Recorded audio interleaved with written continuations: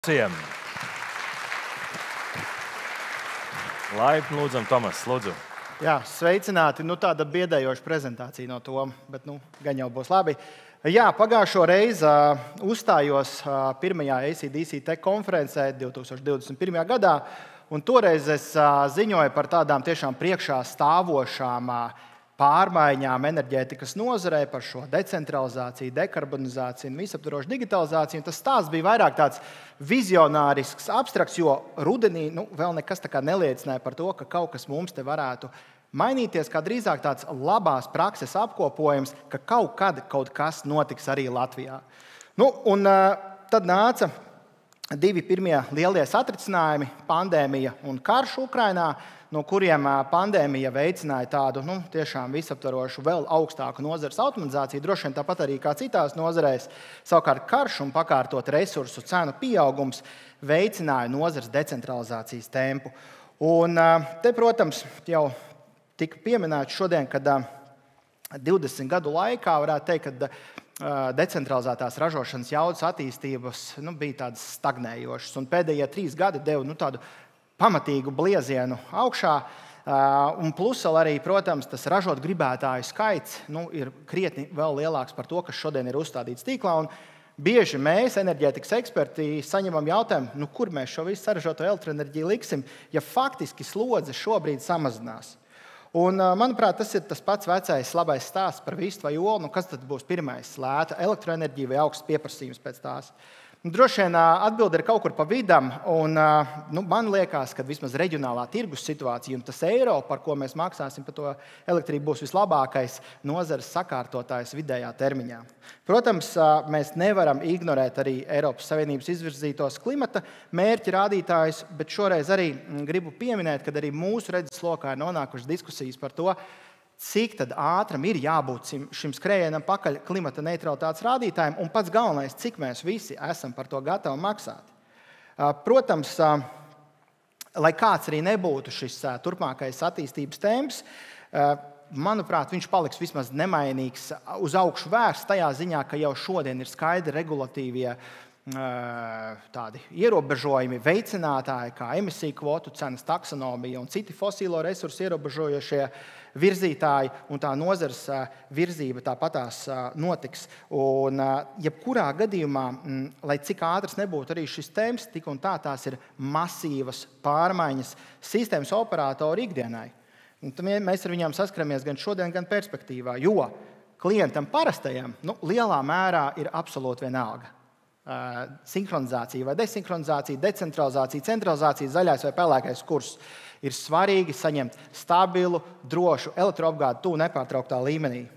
Un, protams, tas viss kaut kādā ziņā izklausās visu vajag ātrāk, lētāk, kvalitatīvāk, bet tradicionāli tas tā nestrādā. Tāpēc, manuprāt, atbilde ir jaunās un inovatīvās tehnoloģijās.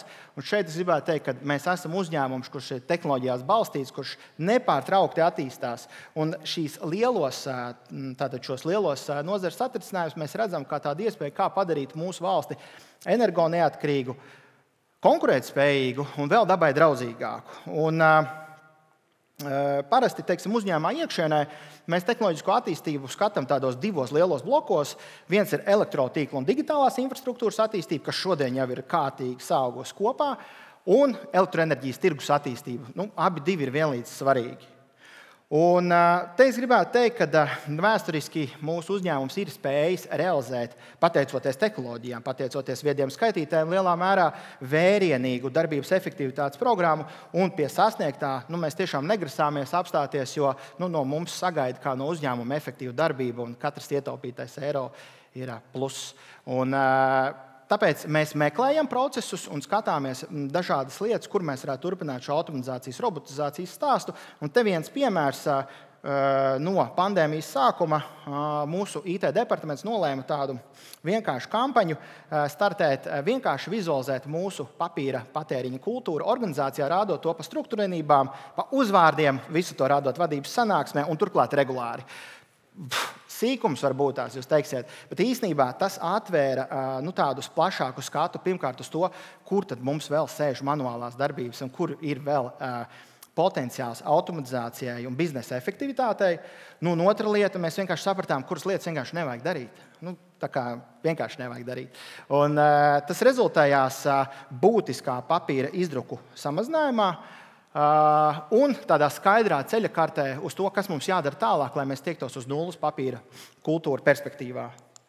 Un, protams, darām arī lielākas lietas. Un pie lielākām lietām es vēlos izcelt mūsu tālizpētes attīstības virzienu, kur mēs redzam iespēju pacelt digitālo transformāciju tādā nākamajā līmenī. Un nav nekāds noslēpums, ka mūsu elektrotīkls šodien atrodas pamatā virs zemes. Tātad tie ir aptuveni 55,000 km gaisvadu līnijas, kurus katrus 4 gadus aptuveni kāds no maniem 100 kolēģiem apseko, lai konstatētu, vai nav iestājies kāds no iespējamiem 200 defektiem. Process ir ļoti svarīgs, bet vienlaikus viņš ir ilgs, sarežģīts un dārgs. Tāpēc šodien jau mums tālāk nāk droni un dažādi citi lidaparāti, kas veic tātad šo tīklu skenēšanu attālinātā formātā un pēc tam ar dažādiem mašīnu mācīšanās modeļiem veic analīzi, lai šo defektēšanu pārcelt, ja tā varētu teikt, no lauka uz biroju. Šeit īpaši es vēlos izcelt arī vēl vienu saistīto procesu, kas ir šo pašu elektrotīkla trašu tīrīšana. Tas ir tāds masīvs process, kuru katru gadu arī kolēģi Vaigas Sviedros tīra šīs trases, kā reiz tieši jau Toma pieminēto apstākļu dēļ. Šie negaisi ir tie, kas mūs dara bieži pāri mūsu darbības noturībai. Un tātad tie 4000 km, 6 metru platā joslā, tas tā kā no šejienes līdz Gibraltāram apmēram, tā, lai jūs sajūtat to izmēru, to nozīmi un vērienu. Jā, un tas tik un tā sākās ar plānošanu. Un šeit mēs esam gājuši vēl soli tālāk un sadarbībā ar Eiropas kosmosa aģentūru pilotējam iespēju izmantot atvērtos satelīta datus, uzņemot attēlus no kosmosa, tātad fotografējot mūsu elektrotīklu, pēc tam liekot šos attēlus iekšā atkal analītikas platformā un redzot, kuras ir tās zonas, kuras vajag zāģēt ātrāk, kuras vēlāk, kur varbūt tās ir jāapsteidzās un ko var pārcelt. Tālizpēte ir viens liels jauns attīstības virziens, kurā mēs redzam būtisku biznesa efektivitāti vidējā termiņā. Vēl viena lieta, protams, ar ko mums bieži patīk lepoties, jau pieminēja viedais skaitītājs, bet, teiksim tā, ja mēs paskatāmies uz šo decentralizēto sistēmu, kur attīstās šodien, tad viņu varētu salīdzināt ar asinsriti, un mums ir jājūt, kā pukst, ja tā varētu teikt, katrs tās asinsvads, katrs kapilārs, jo tikai šādā veidā šī sistēma arī strādās. Un šis ir vēl viens liels šodienas un nākotnes tehnoloģijas segments, kura mērķis ir nodrošināt pilnībā vietizētu reāla laika un tuvu reāla laika darbību, redzamību un vadāmību, kā dažkārt to mēdz dēvēt arī par digitālo dvīnu. Tāpēc mēs esam viena no pirmajiem Eiropā, kur ievieš aktīvo sadalas sistēmas vadības sistēmu, kuras mērķis ir sadarbībā ar tīklā jau uzstādītiem sensoriem un vadāmām iekārtām vadīt tīklu bez cilvēka, ja tā varētu teikt, autonomā režīmā no zemesprieguma iekārtām līdz pat apakšstacijas līmenim. Un, kaut kādu laiciņu mēs izmēģinām jau tās pirmo moduli, kas saucās aplikācija FLIR. Gadījumos, kad iestājās bojājuma situācija, tad šī aplikācija jau veic šo bezcilvēka tīkla vadību, izmantojot jau esošos sensors un vadāmās iekārtas, tādā veidā veidojot reāla laika tīkla pārslēgumus. Kā jau es minēju, tehnoloģiskos segmentu mēs skatāmies tādos divos lielos apgabalos - elektrotīkls, digitālā infrastruktūra un elektroenerģijas tirgus attīstība.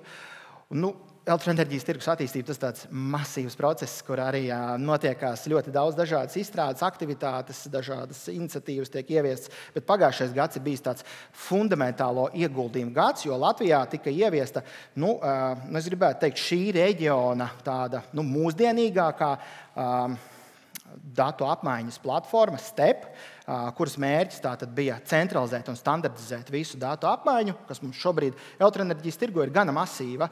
Pagājušajā gadā tie bija aptuveni 22 miljoni tirgus ziņojumu, kas ienāca vai iznāca no šīs sistēmas. Būtībā mēs redzam šo sistēmu kā tādu digitālo nozares mugurkaulu, uz kura perspektīvā varēs tikt būvētas dažādas jaunās iniciatīvas.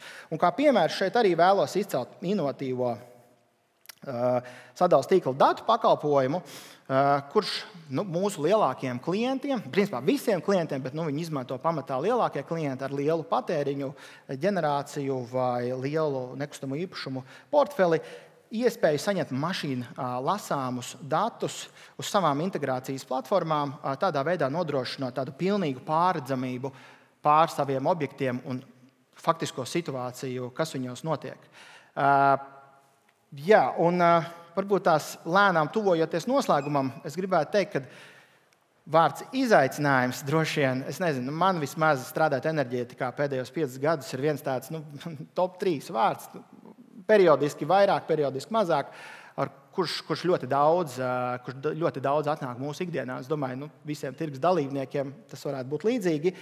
Un tipiski tas raksturo ātruma trūkumu, izmaksu pieaugumu, dažādas regulatīvos izaicinājumus un vēl ko tikai nē. Tāpēc mēs sadales tīklā esam pieņēmuši tādu, stratēģisku lēmumu, ka mums ir nepieciešams sākt investēt resursus pētniecībā, attīstībā un inovāciju izpētē. Un ar tādu domu, ka mums ir jāpaskatās uz priekšu arī par tehnoloģijām, kuras varbūt šodien mēs tieši neieviešam, bet vidējā termiņā, kad būs tā konkrētā vajadzība, mums jau būs gatavs mājasdarbs izpildīts, un mēs jau to varēsim paveikt.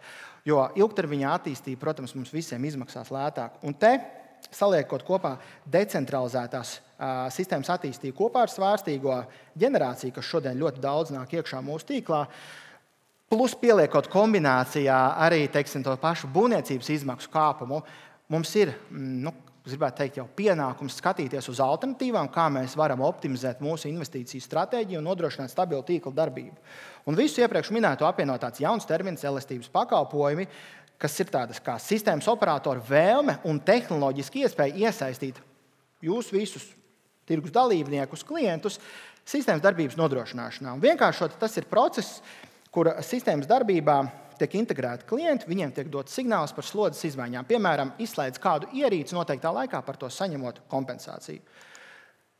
Šobrīd elastības pakalpojumi atrodas tādā, es negribētu teikt, dziļā izpētes fāzē, bet pat ir pabeigts liels un apjomīgs pētniecības attīstības projekts kopā ar 72 partneriem, dažādām akadēmijām, sistēmas operatoriem, tehnoloģiju uzņēmumiem un citiem.